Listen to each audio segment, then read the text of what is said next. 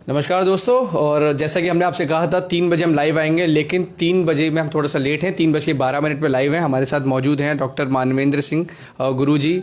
और परिचय की ज़रूरत तो नहीं है, लेकिन मैं बता देता हूं कि सर हमारे भाजपा से आगरा खंड के स्नातक प्रत्याशी रहे थे भाजपा से, और जीते भी हैं, और वोटों का अंतर भी बहुत बढ़िया है। और जैसे कि लाइव शुरू हो चुका है, लोगों की प्रतिक्रिया आना शुरू भी हो गई हैं। सर आपका बहुत बिजी शेड्यूल है, सबसे पहले तो आपका बहुत बहुत धन्यवाद जो आपने हमें समय दिया। धन्यवाद, बहुत बहुत धन्यवाद। आपका अभिनंदन, आपने मुझको अपने चैनल पर आने का मौका दिया। आपका अभिनंदन, आपका आभार, धन्यवाद। सर आज की जो हम बात करेंगे, आपके पास समय ज़्यादा नहीं होगा, आपका थोड़ा सा समय लेते हुए 3 प्रमुख सवाल होंगे हमारे। सबसे पहला जो सवाल है वो आपसे रहेगा कि आप अपने विद्यार्थी जीवन से लेके अब जो स्नातक विधायक हैं इसके सफ़र के बारे में आप हमें बताइए। 1 बाय 1 क्वेश्चन पूछूंगा। तो सबसे पहला सवाल आपसे कि आपके जो विद्यार्थी जीवन से लेके अब तक का सफ़र रहा है विधायक तक का, वो कैसा रहा? एक ऐसा कोई टर्निंग पॉइंट लाइफ का जो अचानक आप यहाँ से आपने सोचा हो कि नहीं, मुझे अब इस क्षेत्र में आगे बढ़ना है और ये काम करना है। ऐसा कोई टर्निंग पॉइंट तो नहीं कह सकते, क्योंकि मैं जब बहुत छोटा था, कक्षा 6 में था, ये बात है 1982 की, मैं सहारनपुर में पढ़ता था। तो छात्र समस्याओं को लेकर मेरा हमेशा से सजगता रहना था कि अगर कहीं कोई समस्या है तो उसके खिलाफ बोलना। कोई तो खड़ा होगा और आप क्यों नहीं, ये सवाल मेरे हमेशा मन में रहता था। और इसलिए जब मैं बहुत छोटा था, मैंने बताई 1982 में जब मैं कक्षा 6 में था, तो ऐसी छात्रों की समस्याओं को लेके वहाँ एक Baldev Das Bajoria BD Bajoria inter college है सहारनपुर में, बड़ा कॉलेज है। उसमें मैं जब पढ़ता था तो कुछ समस्याओं को लेकर, पानी की समस्या, कुछ फर्नीचर की समस्या, इसको लेकर मैंने जिला विद्यालय निरीक्षक को उस समय छात्रों को लेकर एक ज्ञापन दिया। तब से लगातार जब भी कोई यहाँ, फिर उसके बाद अलीगढ़ में मेरा आना हुआ, हीरालाल बारेसैनी इंटर कॉलेज में मेरा रहना हुआ, वहाँ भी समस्याओं को लेकर प्रधानाचार्य से, जिला विद्यालय निरीक्षक से मिलना, वार्षिक कॉलेज में अगर कहीं समस्या है और कोई बोल नहीं रहा है तो आप क्यों नहीं खुद से शुरुआत कीजिए। तो इसलिए मैं बोलता रहा, विषय उठाता रहा, सफ़र बढ़ता रहा, समस्याओं के निदान भी होते रहे, समस्याएं आती भी रहीं, संघर्ष भी होता रहा, लेकिन संघर्ष के साथ हमने सेवा भी की, संयम भी रखा और अपने काम के प्रति समर्पण भी रखा, और इसी के आधार पर हम आगे बढ़ते गए। आज मैं आभारी हूँ अपने सभी मतदाताओं का, मैं आभारी हूँ मेरे मित्रों का, मैं आभारी हूँ मेरे कार्यकर्ताओं का, मैं आभारी हूँ मेरे राष्ट्रीय और प्रदेश नेतृत्व का, जिनके कारण से आज मैं इस सफ़र को पूरा कर पाया हूँ। मैं सबका बहुत बहुत आभार प्रकट करता हूँ।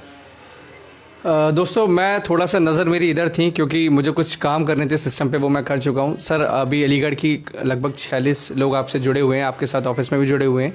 मेरा सर अगला सवाल आपसे ये होगा कि जब आप छात्र थे तो ऐसी कौन सी एक समस्या थी जिससे आप अक्सर रूबरू होते थे, और आप अब जब इस पद पे हैं कि आप कुछ समाधान कर सकते हैं, तो आप किस समस्या का सबसे पहले समाधान करने की सोचेंगे? हम लोग लंबे समय से विद्यार्थी परिषद में रहे और विद्यार्थी परिषद में रहते हुए तमाम प्रकार के आंदोलन का सफ़र तय किया है। हमेशा से परीक्षा और परिणाम और प्रवेश, ये 3 समस्याएं हमेशा से बनी रहती थीं, क्योंकि जिस प्रकार से जनसंख्या का संतुलन हो रहा है, विद्यालय वही हैं, विद्यालय प्रारंभ नहीं हुए। नए गवर्नमेंट कॉलेजेस की अगर हम बात करें तो आज से 40 साल 50 साल पहले जो 3 डिग्री कॉलेज थे, वही डिग्री कॉलेज आज भी हैं। आज से 50 साल पहले जो इंटर कॉलेज एडेड थे यहाँ अलीगढ़ के अंदर, चाहे उसमें एचबी इंटर कॉलेज हो, डीएस इंटर कॉलेज हो, एसएमबी हो, महेश्वरी इंटर कॉलेज हो, डीएवी हो, वही एडेड कॉलेज हैं, पालीवाल हो, केपी हो।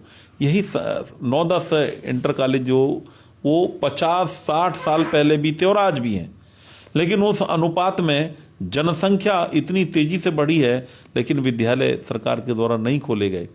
इसलिए ये जब समस्या आने लगी तो विद्यार्थी परिषद के नाते से हम लोगों ने कहा कि यह सरकार का दायित्व नहीं है केवल। प्राचीन काल में भी चूंकि सामाजिक व्यवस्था के आधार पर जो विद्यालयों का संचालन होता था, इसलिए आज भी अगर समाज के लोग आकर विद्यालय खोलते हैं और विद्यालय खोलकर उनको आगे बढ़ाते हैं, अच्छी शिक्षा देने का काम करते हैं, तो होना चाहिए।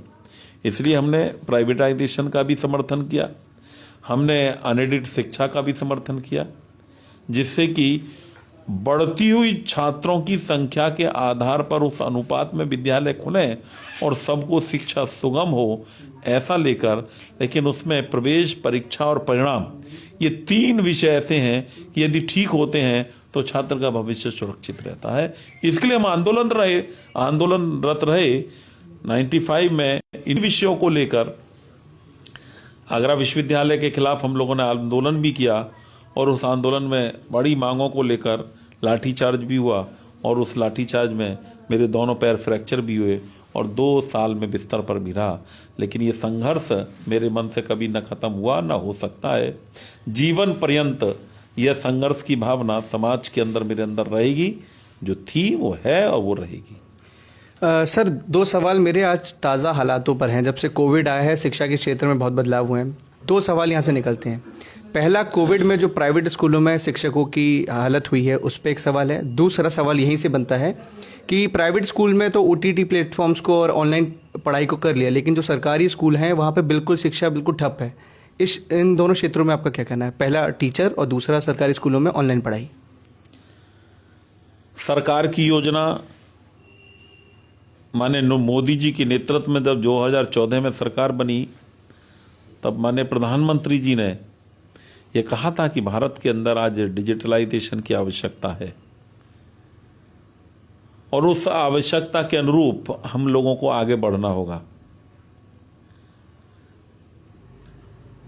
लेकिन ये मोदी जी का ही नेतृत्व है जो प्रॉब्लम को भी अपॉर्चुनिटी में क्रिएट कर लेते हैं। मालूम नहीं था किसी को कि ये कोरोना जैसी व्यवस्था बन जाएगी, कोरोना जैसी महामारी बनेगी। लेकिन यह भी इतिहास है कि शताब्दी में एक बार इस प्रकार की एक महामारी आती ही है। और अगर हम इसको कहें कि 1920 में, 1820 में, 1720 में, 1620 में और 2020 में, ये संयोग ही मानो कि हर बार 20 में ही आई, 1920 में, तो अब भी आई है इस शताब्दी में। डिजिटलाइजेशन जो मुझे नहीं लगता कि संभव था, अगर हम इसी क्रम जैसे चल रहे थे 20वें वर्ष में भी हम इस प्रकार का डिजिटलाइजेशन नहीं कर सकते थे। लेकिन कोरोना महामारी में ये एक अपॉर्चुनिटी भी रहा पूरे देश को डिजिटलाइजेशन में बदलने का। आज पूरा देश वीडियो कॉन्फ्रेंसिंग के माध्यम से एक दूसरे से जुड़ा है, ऑनलाइन क्लासेस के माध्यम से जुड़ा है।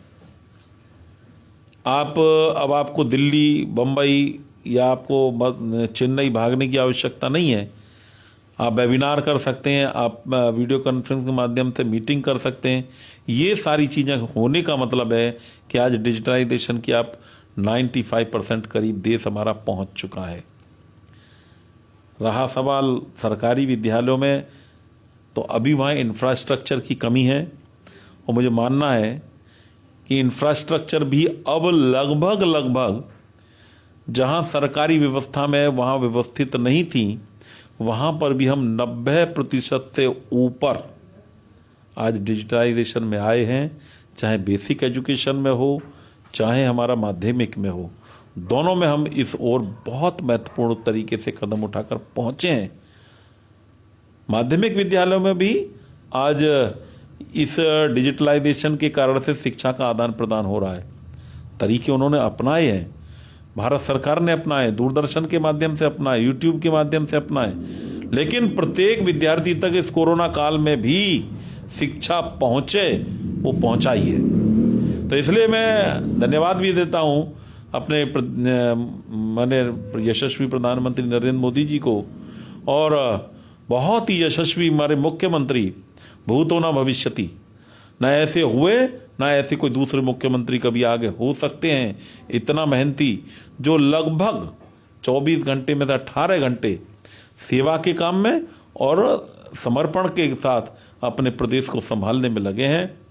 शायद ही ऐसा कभी मौका आता हो कि जिसके पिता की मृत्यु हो गई हो और वह अंतिम संस्कार में भी शामिल इसलिए नहीं हुआ कि कोविड के कारण से उत्तर प्रदेश के 24 करोड़ लोगों की सेवा ज़्यादा महत्वपूर्ण थी बजाय पिता का अंतिम संस्कार करने की। पिता का अंतिम संस्कार तो दूसरे भाई भी कर सकते हैं, लेकिन इस 24 करोड़ जनता की सेवा कोई दूसरा नहीं कर सकता था, उनका दायित्व था।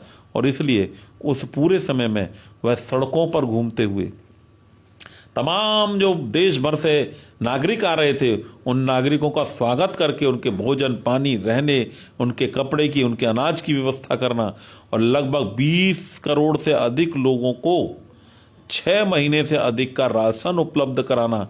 एक एक व्यक्ति एक एक हॉस्पिटल में जाकर, जब लोग घर से नहीं निकलते थे तब उन्होंने जाकर हॉस्पिटल को चेक करना, सड़कों पर घूमना, एक एक व्यक्ति से बात करना। मैं उनके समर्पण की उनको बहुत बहुत अभिनंदन उनका मैं करता हूं और कहता हूं भूतो न भविष्यति, ना ऐसा मुख्यमंत्री कभी इस प्रदेश के अंदर हुआ और ना कभी हो सकता है। सवाल मेरा वहीं आता है दोबारा, जो कोरोना में प्राइवेट स्कूल के टीचरों का हाल हुआ है उस पर आपका क्या कहना है? बहुत से टीचर ऐसे हैं जिनकी रोजी रोटी सिर्फ स्कूल पे डिपेंडेंट थी और उनको तनख्वाह के नाम पे बहुत कम अमाउंट दिया गया है, प्रतिशत आप उसे बखूबी जानते होंगे, उनके लिए आप क्या कहेंगे? क्योंकि पहले भी एक वीडियो मैंने आपके साथ किया था, उस पर भी अच्छे खासे लोगों के रिस्पॉन्स थे। समस्या यही थी, उसका समाधान अभी तक नहीं हुआ। सब जगह समस्या नहीं है, समस्या है, बहुत स्थानों पर है, लेकिन सब जगह नहीं है। CBSE के काफ़ी विद्यालयों में मैं जानता हूँ उन्होंने पेमेंट दिया है, लेकिन मैं उनसे भी अनुरोध करता हूँ कि उनको जो लोग हैं जो पूरा पेमेंट नहीं दे रहे हैं, मुझे नहीं लगता कि उनकी स्थिति इतनी ख़राब होगी, बिल्कुल सही बात, लेकिन फिर भी एक ये सोच उनके मन में मुझे लग रही है कि हम इसके माध्यम से पैसा बचा सकते हैं। ये पैसा भी उन्हीं के माध्यम से कमाया गया है, उन्हीं अध्यापकों की मेहनत के बल पर कमाया गया है। मैं भी एक विद्यालय का व्यवस्थापक हूँ, सरस्वती विद्या मंदिर का मैं व्यवस्थापक हूँ, CBSE का विद्यालय है। मैं इस बात को बहुत दावे के साथ कह सकता हूँ कि मेरे विद्यालय में इस कोरोना के कारण से एक पैसा भी किसी का सैलरी का काटा नहीं गया, लेकिन अनेक विद्यालय कोई 50%, कोई 25% केवल इतना दे रहा है। मैं उनसे निवेदन करता हूं हाथ जोड़कर कि उनके स्थान पर स्वयं को मानकर चलें और उनका पेमेंट पूरा करना चाहिए। व्यवस्थाएं अब लगभग फीस की सब जगह बन गई हैं। सरकार ने भी फीस लेने के लिए रोका नहीं है। लोगों ने आंदोलन अवश्य चलाए थे। मेरी उनके भी साथ सहानुभूति है कि इस कोरोना काल में उनके परिवार को तकलीफ हुई है, रोजगार छिना है और उसमें उनकी आर्थिक व्यवस्था कमज़ोर हुई है, लेकिन फिर भी उन लोगों ने, अभिभावकों ने फीस दी है। और इसलिए मेरा जो अपने प्रबंध समिति के जो लोग होते हैं विद्यालय चलाने वाले, उनसे भी करबद्ध निवेदन है कि प्रत्येक शिक्षक का वह जो भी वेतन है उसको पूरा देने की कोशिश करें। शायद उनकी कोशिश से किसी घर का चूल्हा चलने वाला है, एक कोशिश मात्र से उनके घर का एक बालक पढ़ने वाला है, एक कोशिश मात्र से उनके घर की बिटिया, उसका आंगन रोशन होने वाला है। तो इसलिए सारे प्रबंधकों से भी मेरा अनुरोध है कि वह सबको सैलरी देने की कोशिश करें। निश्चित रूप से कुछ वित्तविहीन ऐसे भी विद्यालय हैं जिनकी आमदनी इतनी नहीं है, तो उसके लिए भी हम लोग प्रयास कर रहे हैं। माननीय मुख्यमंत्री जी से और माननीय उप मुख्यमंत्री जी से मेरी वार्ता भी संदर्भ में हुई है और मैंने उनसे निवेदन किया है कि इस कोरोना काल में जो भी कुछ दुखद पहलू हमारे इन शिक्षक समाज के लोगों को झेलने पड़े हैं उसकी भरपाई कैसे हो। तो इस सब में सरकार भी लगी है, सोच रही है, चिंतन कर रही है, सकारात्मक परिणाम निकलेंगे।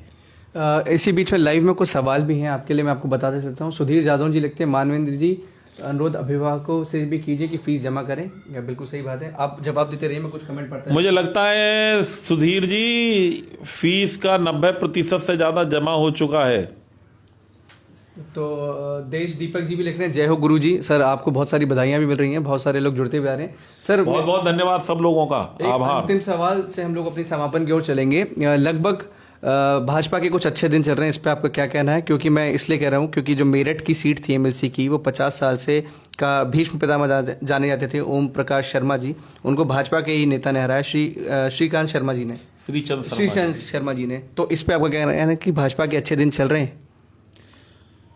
भारतीय जनता पार्टी कार्यकर्ता आधारित पार्टी है और कार्यकर्ता हमेशा से परिश्रम करते हैं और उस परिश्रम का परिणाम आज नहीं तो कल निकलता ही है। ओम प्रकाश शर्मा जी ने लंबा संघर्ष किया है, हम उनके संघर्ष को नकार नहीं सकते, लेकिन समय बदलता है, समय एक ही गति में नहीं चलता। वहाँ परिवर्तन की लोगों ने आवश्यकता महसूस की तो प्रदेश भर में परिवर्तन किया है। आज सरकार जिस प्रकार से शिक्षकों के लिए शिक्षा सेवा नियमावली बनाने जा रही है, उनकी चिंता कर रही है, कर्मचारियों की चिंता कर रही है, उस आधार पर उत्तर प्रदेश की भी जनता को लगता है कि भारतीय जनता पार्टी के ही माध्यम से उत्तर प्रदेश विकास की ओर आगे बढ़ सकता है। जिस प्रकार की मेहनत उत्तर प्रदेश के मुख्यमंत्री जी कर रहे हैं, उससे जनता का विश्वास भारतीय जनता पार्टी के ऊपर बढ़ा है और उस बढ़ते प्रभाव का ही कारण है कि 2019 के चुनाव में भी भारतीय जनता पार्टी ने आसुरी शक्तियों के महागठबंधन के बाद भी 64 सीटें उत्तर प्रदेश के अंदर जीती थीं और लगभग हम लोग जो लड़ाई लड़ रहे थे वो 50% प्लस मतदान हमारे पक्ष में हो, इसकी लड़ाई लड़ रहे थे। और माननीय अमित शाह जी का ये नारा था, 60 में हम, बाकी में सब। हम लोग 80% मतदाताओं के बीच में काम कर रहे थे और इस बार आगे आने वाले चुनाव में हम 100% मतदाताओं से अपेक्षा करेंगे कि वो भारतीय जनता पार्टी के पक्ष में मत दे, क्योंकि विपक्ष जिस प्रकार से तुष्टीकरण की राजनीति करता है, एक धर्म विशेष की राजनीति करता है, वह देश को तोड़ने वाला है।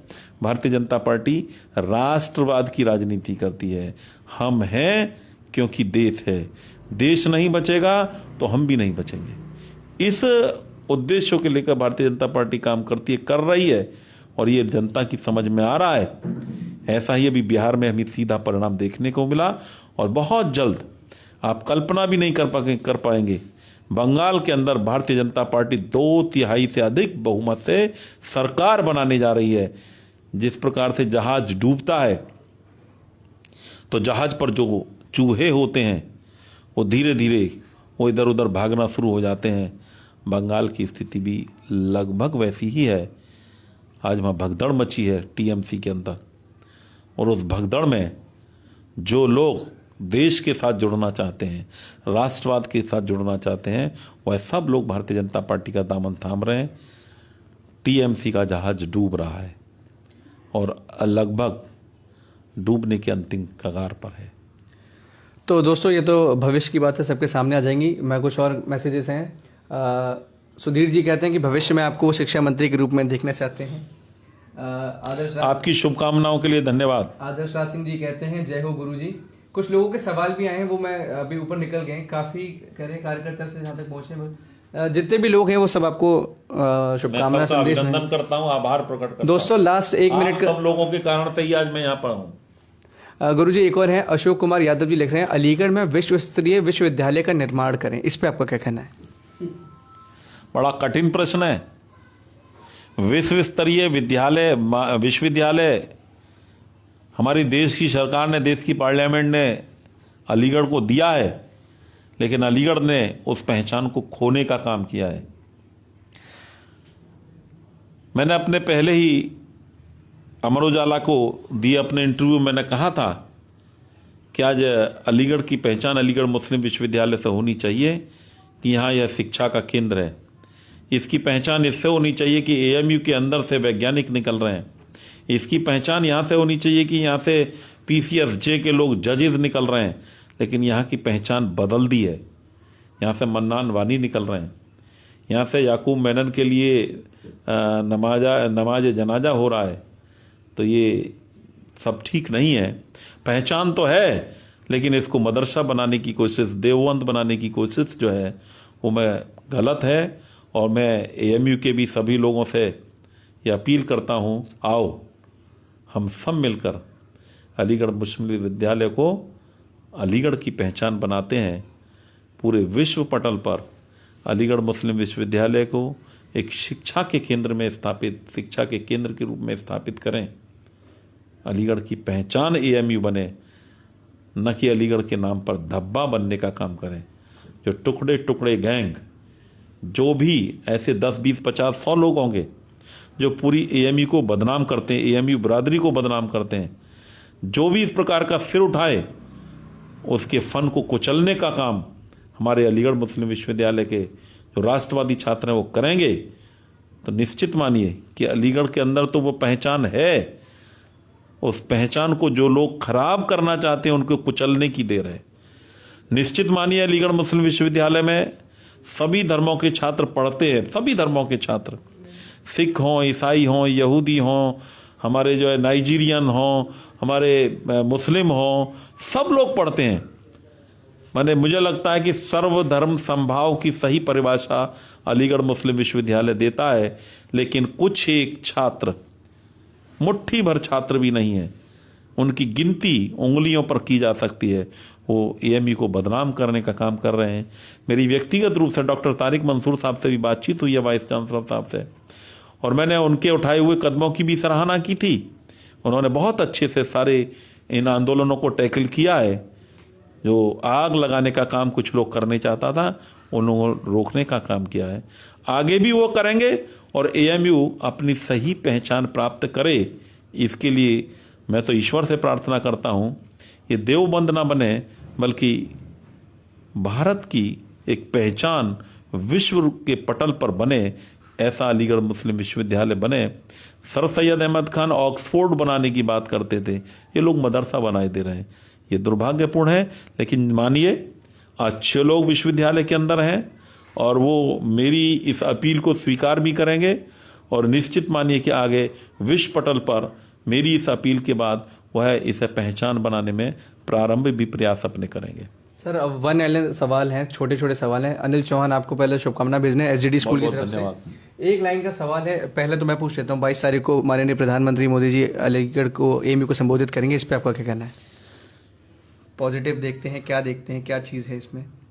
अलीगढ़ मुस्लिम विश्वविद्यालय केंद्र सरकार का विश्वविद्यालय है।